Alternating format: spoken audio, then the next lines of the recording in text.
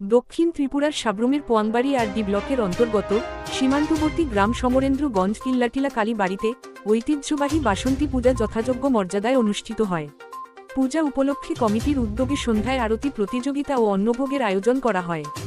গতবারের তুলনায় এই বছর হাজার হাজার মানুষের উপস্থিতি লক্ষ্য করা গেছে, যা উৎসবের গুরুত্ব আরও বাড়িয়েছে। পূজা কমিটির পক্ষ থেকে জানানো হয়, ভবিষ্যতে এই পূজাকে আরও বৃহৎ পরিসরে আয়োজন করা হবে। পাশাপাশি এই উৎসব জাতি ধর্ম নির্বিশেষে মানুষের মধ্যে সম্প্রীতি ও মিলনমেলার এক অনন্য দৃষ্টান্ত স্থাপন করছে। নাম কি? এই জায়গাটার নাম হলো সমরেন্দ্রগঞ্জ কিল্লাটিলা কালীবাড়ি। এই বাসন্তী পূজাটা কত বছর ধরে চলছে এখানে? গত বছর এবং এই বছর মিলে মোট 2 বছর ধরে চলছে এই পূজাটা। 2 বছর। এখানে লোক সমাগম কেমন? এখানে লোকসংখ্যা গত বছরের তুলনায় এই বছর অনেক বেশি হয়েছে। আজকে নবমী উপলক্ষে আপনাদের কি আয়োজন করেছেন?